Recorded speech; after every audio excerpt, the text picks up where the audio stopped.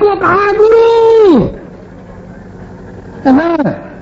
गोली चली है, मुन्ना और कृष्णानंद में काम हो गया, यूं फोन किया एसटीएफ ने पकड़ी है। नहीं, मेरा प्रश्न का एक मिनट, यूं का यहां भी गुरु बोला गया, तो भाई गुरु तो सब जगह बोला जा रहा है, लेकिन ये लोग गुरु नहीं है। नहीं, मेरा अभिप्राय ऐसा नहीं है। मेरा अभिप्राय यह है इस प्रश्न का कि क्या बिना गुरु के भी ईश्वर की प्राप्ति हो सकती है? नहीं, ज्ञान नहीं मिलेगा, ज्ञान नहीं मिलेगा तो ईश्वर कहां से मिलेगा? लेकिन गुरु हुआ जो ज्ञान दे, ज्ञान हुआ जिसमें साक्षात भगवान मिले, भगवान हुआ जिसमें साक्षात विराट दर्शन को मिले। बिना गुरु के ईश्वर प्राप्ति संभव नहीं है। न, और ईश्वर प्राप्ति ध्यान योग से, क्रिया योग से या जप योग से भी है या नहीं है? ध्यान योग से, क्रिया योग ही सत्यम वाला, ये तो घोर धूर्तबाज है, ये तो घोर छलिया है, लोगों को ठगने के लिए धंधा करता है। इसके बाद ध्यान ज्ञान कहाँ है? नहीं, ध्यान योग से, क्रिया योग से जीवन नहीं मिलेगा, ईश्वर कहां से मिलेगा? इस सत्यम के क्रिया योग से तो जीवन नहीं मिलेगा, ईश्वर कहां से मिलेगा? सत्यम से पूछने चाहिए, जानता है, जीवन नहीं जानता है, ईश्वर परमेश्वर की बात क्या करेगा? जीव नहीं जानता है, जीव मैं यही हूं, उससे पूछ लीजिए जाकर के, जो चाहे पूछ ले। हेलो, जीवन नहीं जानता हो, क्रिया योग क्या कराएगा? वो तो ठहराई की एक बुद्धि विद्या है, समाज ठगने का, लूटने का एक बुद्धि विद्या है। वो क्या जाना है ईश्वर क्या होता है? इसको क्या पता कि ईश्वर परमेश्वर क्या होता है? ईश्वर प्राप्ति गुरु के माध्यम से ही हो सकती है। गुरु तो है ही नहीं है, गुरु से तो ईश्वर मिलेगा ही मिलेगा, लेकिन गुरु से नहीं, तो गुरु वर्ग के हैं। तो गुरु की पहचान क्या हो सकती है? सज्ञान की पहचान करना चाहें, गुरु की पहचान ज्ञान, ज्ञान की पहचान मिले साक्षात भगवान, भगवान की पहचान साक्षात विराट मिले, ब्रह्मांड उसी से पैदा होता हुआ दिखाई दे, ब्रह्मांड उसी द्वारा संचालन करता है और ब्रह्मांड उसी में लय विलय होता हुआ दिखाई दे। ये तीनों जिससे, जिसके द्वारा जिसमें दिखाई दे वो भगवान। भगवान जिसमें साक्षात देखने को मिले वो है ज्ञान। ऐसा ज्ञान जिस गुरु से मिले वो है गुरु। शेष सब है गुरु वाला। गुरु और सदगुरु में क्या अंतर हो सकता है? वही पहले गुरु कहा जाता था जब ये ठग बटमार नहीं थे। आज जब ये ठग बटमार गुरु बनने लगे तो भगवान अपना नाम सत्य का उपदेश देने वाला सदगुरु कह दिया। गुरु के ऐसे लक्षण नहीं है जिनकी परख इस मानव समाज द्वारा की जा सके? नहीं, गुरु की परख जब भी होगी ज्ञान से होगी। बगैर ज्ञान का गुरु का परख कोई नहीं कर सकता। तो मनुष्य जो है कितना भी समझदार होकर के गुरु की खोज नहीं कर सकता है। खोज कर सकता है, पहचान नहीं कर सकता बगैर ज्ञान के। तो ज्ञान ये मनुष्य को कहां से मिल सकता है? ज्ञान तो भाई गुरु से मिलेगा। और गुरु की खोज हम कर नहीं सकते हैं। क्यों नहीं? ज्ञान मुझे मिलेगा नहीं। अरे भाई क्यों? देखिए, आप अपने पास ईमान संयम लाइए। जैसे आप ईमान संयम के साथ सच्चाई का खोज करेंगे, प्रकृति की जिम्मेदारी हो जाएगी आपको सदगुरु मिलाने की। जब प्रकृति की जिम्मेदारी हो जाएगी तो प्रकृति आपको सदगुरु के पास पहुंचाएगी। तो मैं प्रकृति के सहारे बैठा रहूं और वो प्रकृति बैठने को तो मैंने नहीं कहा, मैं तो खोजने, ईमान संयम अपनाकर खोजने को कहा। ईमान संयम के साथ रहूं, प्रकृति पर भरोसा रखूं, उस मुझे सदगुरु की शरण में पहुंचा दे। प्रकृति पर भरोसा रखना होगा। ईमान संयम से खोज करते हुए प्रकृति पर तो विश्वास भरोसा रखना होगा, क्योंकि सारा संचालन प्रकृति के माध्यम से तो परमेश्वर कर रहा है। प्रकृति तो सब करा रही है, परमेश्वर का तो अध्यक्षता है, मालिकान है। सब कुछ मनमोहन सिंह करा रहे हैं, कलाम साहब का तो मालिकान है, वो कोई जिम्मेदार नहीं है। कोई किसी भी गड़बड़ी के देश में सारी जिम्मेदारियां मनमोहन सिंह की है। उसी तरह से भगवान सीधे कोई जिम्मेदार नहीं है किसी भी काम का। सारी जिम्मेदारी तो मूल प्रकृति की है, महामाया की है। तो भैया प्रकृति पर तो भरोसा करके आगे बढ़ना होगा। बिना प्रकृति के भरोसे से कुछ नहीं हो सकता। ना, प्रकृति के सिवा कोई परमेश्वर के यहां पहुंचा ही नहीं सकता।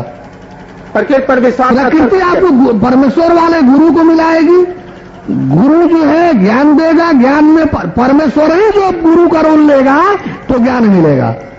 परमेश्वर के सिवा परमेश्वर को कोई जानता ही नहीं, वो ज्ञान देगा कैसे? तो परमेश्वर के सिवाय परमेश्वर का ज्ञान किसी को पता नहीं है, देगा कैसे? ध्रुव को तो 5 वर्ष की अवस्था में ही प्रकृति पर भरोसा हो गया। ऐसा भी है कि 5 वर्ष की अवस्था में प्रकृति के विषय में ध्रुव को कैसे ज्ञान था? भाई भगवान के यहाँ अरस बरस नहीं होता है, भगवान के यहाँ शरणागत भक्ति होती है। ध्रुव की भक्ति समर्पित शरणागत थी, बरस भगवान के यहाँ कहाँ होता है? भगवान के यहाँ तो बच्चा वृद्ध दोनों एक समान है, भगवान के यहाँ तो मूर्ख और विद्वान दोनों एक समान है। भगवान के यहाँ बच्चा वृद्ध कहाँ होता है? भगवान के यहाँ मूर्ख और विद्वान कहाँ होता है? भगवान के यहाँ तो दोनों समान है। तो जो कुछ है मनुष्य का सारा कुछ प्रकृति ही है, प्रकृति के भौतिक स्तर पर प्रकृति है। अच्छा, भौतिक स्तर पर, भौतिक स्तर पर, और अंततः तो सब कुछ भगवान है। आध्यात्मिक स्तर पर क्या हो सकता है? आध्यात्मिक स्तर पर आत्मा ईश्वर है, तत्व ज्ञान के स्तर पर परमात्मा परमेश्वर है। क्या हमें पुराणों, शास्त्रों और ग्रंथों से कुछ ज्ञान अर्जित हो सकता है या नहीं? कुछ तो भाई, ये वो इतिहास भूगोल की किताब पढ़ेंगे, उपन्यास पढ़ेंगे, उससे भी होगा कुछ, लेकिन वो ज्ञान नहीं मिलेगा। ज्ञान तो देखिए, वेद आगम पुराण, वेद शास्त्र पुराण सबका स्पेशलिस्ट हो जाइएगा। आप परमार्थम न व्यक्ति और परम तत्व को जब तक नहीं जानिएगा तब विडम्ब का सत्य से तत्सर्वम का भाषितम, उस विडम्बक का सारा ग्रंथ पढ़ना कौवे की तरह से कांव कांव करने जैसे है। भगवान विष्णु कह रहे हैं, हम नहीं कह रहे हैं। तो जितने विद्वान है कौवा की तरह से कांव कांव तो बोलने वाले हैं, इनको क्या पता शास्त्र क्या होता है? मुरारी बापू इतना बड़े रामायण की व्याख्या करता बनता है, वो क्या जाने रामचरितमानस क्या होता है? उसको राम के विषय में क्या पता है? रामायण मानस मार्तंड, मानस मर्मज्ञ, मानस ये सब ठगने ठुगने वाला धंधा है। ये कुल क्या जाने सर राम के विषय में, कृष्ण के विषय में, विष्णु के विषय में? जब तक श्रोता वक्ता ज्ञान निधि तब कथा राम के गूढ़। श्रोता जब तक ज्ञान का खजाना, वक्ता जब तक ज्ञान का खजाना, श्रोता जब तक ज्ञानी नहीं होगा तब तक राम की गुण कथा किसी के पकड़े में नहीं आएगी, समझे में नहीं आएगी। जब वक्ता ज्ञान की निधि हो, खजाना हो, श्रोता भी ज्ञानी हो, तब राम विष्णु राम कृष्ण की कथा पकड़ में आएगी, अन्यथा न जानने को मिलेगा न पकड़ में आएगा। परमेश्वर की और कोई भाई बंधु? शाम को फिर 6 बजे से क्लास है, तो फिर 6 बजे, लेकिन वो भजन होगा चेतावनी वाला। क्या पुरुषों का होने जा रही है, पापी अपराधी लोग पाप अपराध छोड़ें, नहीं तो धरती छोड़ना पड़ेगा। पापी अपराधी लोग पाप अपराध छोड़े, नहीं तो धरती छोड़ना पड़ेगा। आज तो ऐसा लग रहा है, लेकिन तड़पने के सिवाय कुछ हाथ नहीं लगेगा। ये भजन सुन लीजिए। चलो शुरू करो। प्रयागराज पवित्र धर्मस्थल संगम के तट पर इस माघ मेला में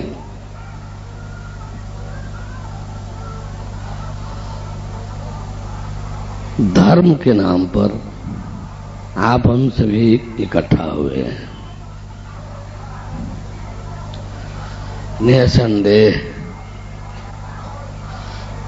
ऐसा शायद कोई भी मेला नहीं है, धरती पर भी शायद कहा जाए तो गलत नहीं होगा, जहां इतनी संख्या में धर्म के उपदेशक एक साथ उपस्थित होते हों। शायद धरती का कोई मेला ऐसा नहीं है। इतने महात्मा एक साथ उपस्थित हों एक स्थान पर,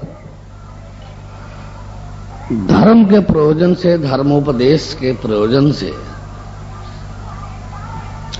निसंदेह अपने आप में एक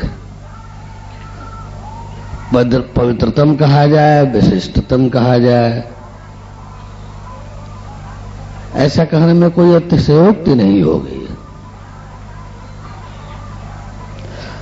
ऐसे मेला में जहां पर किसी ध्यान ज्ञान को आसानी से जांचा जा सकता हो, परखा जा सकता हो, कौन गुरु किस श्रेणी के हैं, किस स्तर के हैं, किसका ध्यान ज्ञान किस श्रेणी का है, किस स्तर का है, कौन नकली है, कौन असली है, निसंदेह संयम पूर्वक यदि ईमान से सच्चाई जानने जांचने चला जाए तो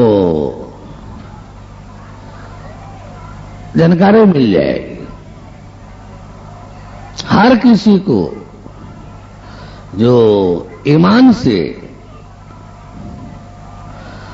जांचने निकला होगा, प्रकृति उसकी सहायता भी करेगी और वो सत्य तक पहुंचने में काफी हद तक सफल रहेगा। देखिए, दो क्षेत्र हैं, एक माया का क्षेत्र, दूसरा खुदागाड भगवान का क्षेत्र, परमेश्वर का क्षेत्र। एक है शरीर और संसार के बीच का क्षेत्र, मुख्य रोल परिवार करता है। दूसरा है जीव और परमेश्वर का क्षेत्र, जिसमें मुख्य रोल जीवात्मा करती है। बीच में क्षेत्र एक परमेश्वर का है तो दूसरा माया का है। एक स्थूल जगत है तो दूसरा भाव जगत है। एक शरीर है, स्थूल जगत है, तो दूसरा भाव है। भाव है, स्वभाव है, परम भाव है। स्वभाव जीवात्मा के बीच का है, परम भाव परमात्मा संबंधी है। तो जो कर्म क्षेत्र है वो स्थूल साधन प्रधान है। जो कर्म क्षेत्र है, जो माया क्षेत्र है, ये स्थूल साधन प्रधान है। लेकिन जो धर्म क्षेत्र है वो भाव प्रधान है, वो भाव प्रधान है। जीव, आत्मा, ईश्वर, ब्रह्म, शिव और परमात्मा, परमेश्वर, परम ब्रह्म, खुदागाड भगवान, ये भाव, परम भाव प्रधान है।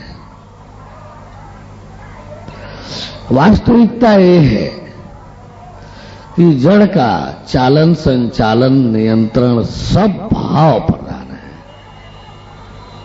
सब ये शरीर है, हमारे आपकी जो शरीरें हैं, ये स्थूल शरीर क्या है? वही जड़ है, जड़वत है।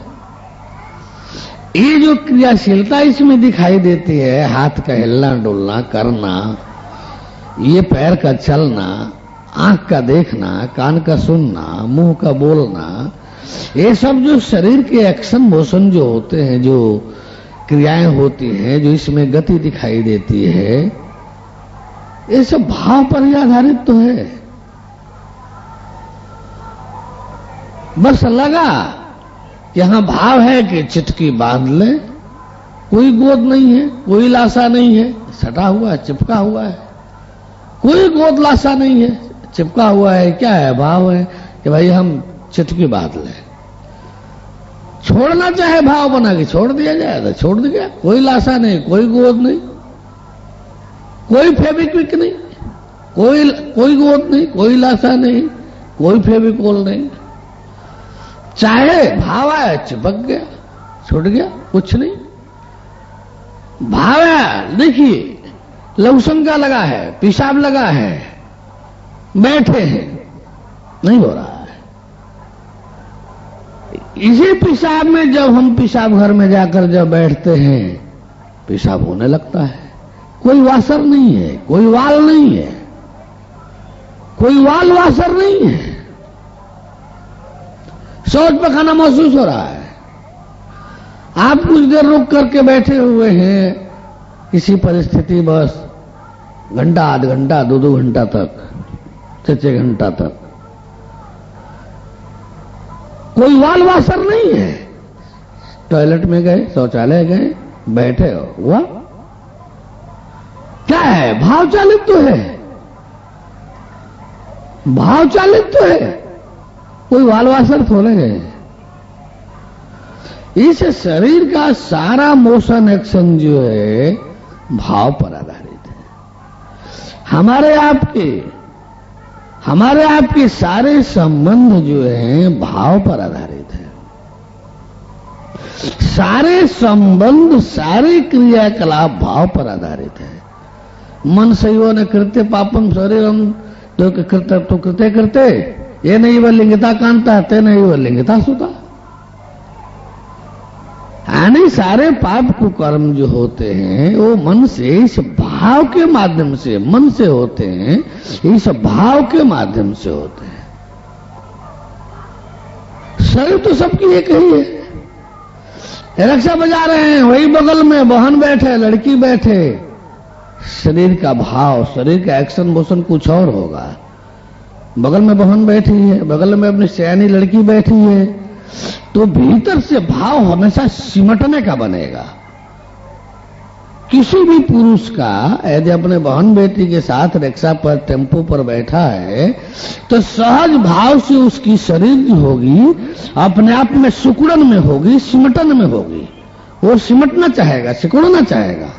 लेकिन ठीक इसी स्थान पर यदि साली बैठी हो, पत्नी बैठी हो, तो यही शरीर जो है फैलने लगेगी, सिकुड़ने के बजाय फैलने लगेगी, सिमटने के बजाय और आगे बढ़ने लगेगी। इसमें और कोई बात नहीं, केवल भाव है, शरीर वही है। माता की भी शरीर वही है, पत्नी की भी शरीर वही है, बहन की भी शरीर वही है, सयानी लड़की की भी शरीर वही है। सबकी शरीर एक ही समान है। लेकिन भाव सटा है कि माता जी हैं, उसके सामने पड़ने पर शरीर का एक्शन मोशन कुछ और होगा। बहन के सामने पड़ने पर, लड़की के सामने पड़ने पर और पत्नी के सामने पड़ने पर इस शरीर का एक्शन मोशन कुछ और हो जाता है। बहुत बड़ा अधिक शराब पी लिया है, नशे में है, शो कर रहा है कि मैं बिल्कुल नशे में हूं, मुझे कुछ अता पता नहीं है, और किसी भी औरत लड़की को देख करके वो उठपटांग बोलने लगता है। उसके माँ बहन बेटी को खड़ा करके देख लीजिए ना, नशे में उतर जाएगा, कोई आवाज उठपटांग बोले नहीं निकलेगी। कितना हूं शराब पिया है, अपने को दिखला रहा है कि मैं होश में नहीं हूं, मैं शराब के नशे में मस्त हूं। लेकिन प्रयोग कर लीजिए ना, उसके माँ बहन बेटी में से कौन खड़ा कर दीजिए सामने, सारा नशा उतने देर के लिए ढील हो जाएगा, सारा नशा ही उतर जाएगा। तो उसको अपने माँ बहन बेटी को सामने देख करके वो पटांग बोली व्यवहार नहीं रह जाएगा जो अन्य औरतों को, लड़कियों को देख कर होगा। अब सवाल उठता है कि सारे के सारे क्रियाकलाप हमारे आपके भाव पर आधारित है। परमेश्वर का सारा व्यवहार भाव पर आश्रित है। भाव यानी भाव न हो तो हमारा आपका शरीर क्या हो जाएगा? मुर्दा हो जाएगा, व्यर्थ हो जाएगा। भाव है तो मां है, आदरणीय है, सम्माननीय है। अभाव नहीं है, जो दुर्भाव वाला हो गया है तो लपड़ थपड़ दे रहा है, गाली गलौज अपने मां को कर रहा है। भाव ही है जो हमारे आपके सारे व्यवहार को ले चल रहा है। भाई नमक का भाव है हो, अरे भाई कपड़ा क्या भाव है, अरे भाई ये आलू क्या भाव है, ये चावल क्या भाव है। यानी कोई भी लेन देन भाव पर आधारित है। वो कहेंगे 5 रुपया न किलो नमक है, आप कहेंगे 2 रुपया दे दो। जब तक भाव एक नहीं होगा लेनी देनी नहीं होगी। या तो आप 5 रुपया पर जाइए, आने ही तो 2 रुपया पे आवे, आने तो समझौता करके बीच में आप लोग 3-4 पर आप जाइए, 4-3 पर वो उतरे। यानी भाव एक होगा तभी देनी लेनी देनी होगी। कोई भी व्यवहार तभी आगे बढ़ेगा जब भाव एक होगा। चाहे वो माता पुत्र के बीच हो, चाहे माँ बेटी के बीच हो, चाहे पिता पुत्र के बीच हो, चाहे सास पतोह के बीच हो, चाहे बहन बहन के बीच हो, चाहे भाई बहन के बीच हो, चाहे पति पत्नी के बीच हो, सारे के सारे संबंध व्यवहार हमारे भाव पर हैं। दुर्भाव हमारे आप में है तो अच्छी अच्छी बातें उल्टा अर्थ देने लगेंगे, अच्छे अच्छे सुझाव उल्टा अर्थ देने लगेंगे। और यदि सद्भाव आपसी प्रेम अपनत्व है तो उल्टे उल्टे शब्द भी, गलत अर्थ देने वाले शब्द भी सही सीधा अर्थ उसका लगने लगता है। यदि हमारे आपके बीच दुर्भाव है, हमारे अंदर आपके प्रति दुर्भाव है, तो कोई सही सुझाव भी देगा तो उसका नेगेटिव नकारात्मक उत्तर ही हमारे दिल दिमाग में आकर बैठेगा। यदि सद्भाव अपनत्व तो हमारे अंदर आपके प्रति है तो कोई उल्टी बातें भी करेगा तो उसका उल्टा अर्थ नहीं हमारे अंदर बनेगा, बल्कि सकारात्मक पॉजिटिव जो है उसका आंसर हमारे अंदर बनेगा। अरे यार चल फालतू बोल रहा है, ऐसा कैसे हो जाएगा, वो आदमी ऐसा है। तो भैया सारा खेल संसार में भाव का है, सारे संबंध व्यवहार भाव के हैं। अब सवाल उठता है कि हम अपने भाव को कितना संतुलन में रख पा रहे हैं। सारी सृष्टि, सारा ब्रह्मांड, सारे तारे एक दूसरे से, सारे ग्रह उपग्रह एक दूसरे से संतुलन बैलेंस पर आधारित है। किसी का हमारे आपके व्यवहार संतुलन बैलेंस पर आधारित है।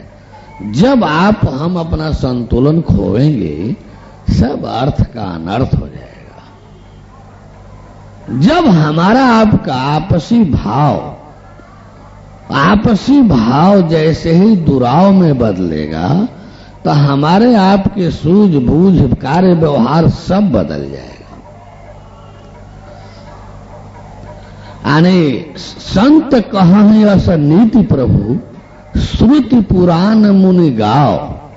संत कहां है अस नीति प्रभु, श्रुति पुराण मुनि गाओ।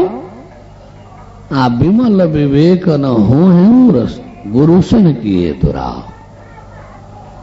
अब सवाल यहां पर आता है, देखिए बड़ी विचित्र स्थिति है भैया। एक बात आप लोग सोचें, हम कोई अपने संतुलन को न बिगाड़े, संतुलन को न बिगाड़े, चाहे वो रहन सहन का, चाहे जुबान का संतुलन हो, चाहे व्यवहार का संतुलन हो, भाव का संतुलन हो, संबंध का संतुलन हो। संतुलन बिगड़ने का अर्थ होगा कि संबंध विकृत हो जाएगा। विकृत होने का मतलब अनर्थकारी होना। परमेश्वर का अब क्या अर्थ मान लिया गया परमेश्वर? अरे भाई, यानी माने तो देव नहीं तो पत्थर, ये तो हमारे लिए भैया यही भगवान है, हमारे लिए तो भैया यही भगवान है।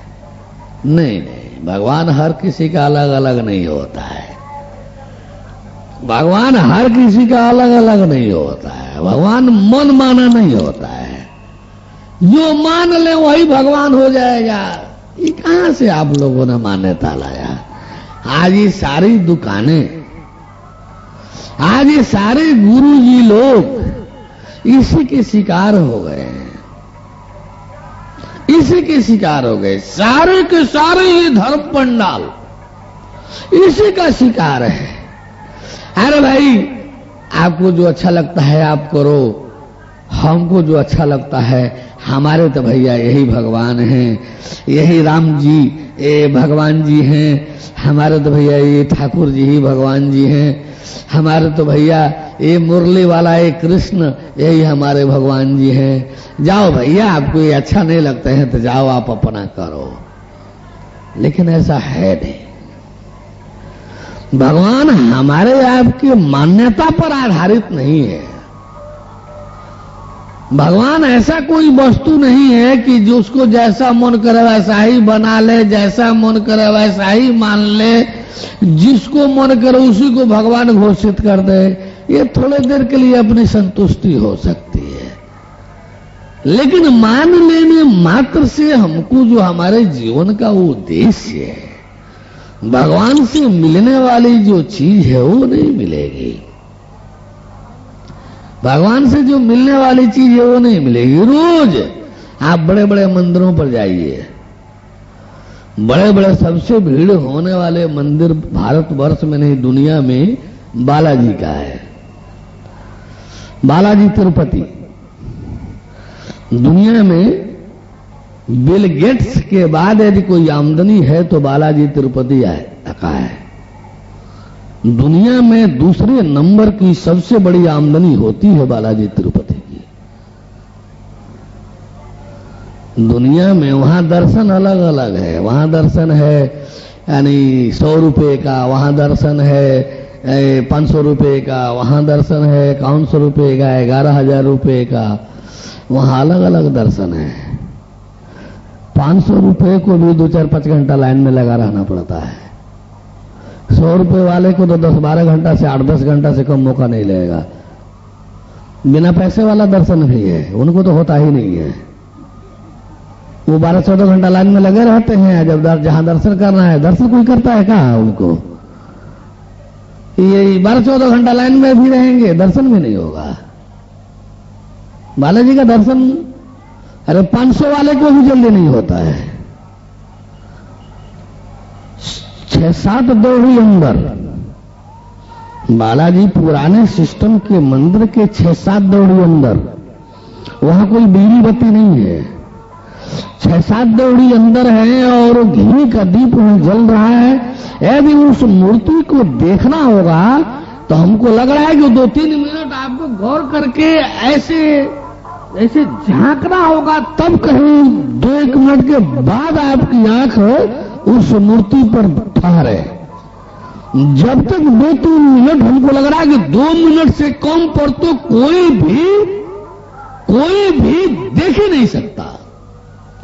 उसको 2 मिनट तक गौर करना पड़ेगा उस घी के दीप के लौ में। हाँ, किसको मौका मिलता है 2 मिनट? 500 रुपया की फीस वाले को भी 1 मिनट ठहरने का गुंजाइश नहीं है।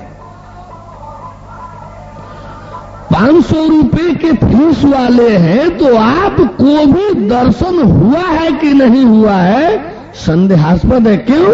कि उतना गौर करने भर का मौका आपको दर्शन का मिलता ही नहीं है।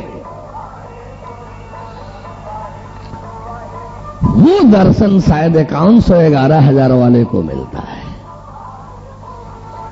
500 वाले तक को तो खिसकना पड़ता है। 500 वाले तक को तो खिसकना पड़ता है। खिसकते रहिए, चलते रहिए। वहां 8-10 आदमी खड़ा है एकदम पूरा शरीर से, आपको खड़ा ही नहीं होने देगा। 5-7 आदमी है आपको खड़ा, 12-14 घंटे लाइन में लगे हुए हैं। 12-14 यदि बिना पैसे वाले हैं तो 12-14 घंटे के पहले मत सोचिए।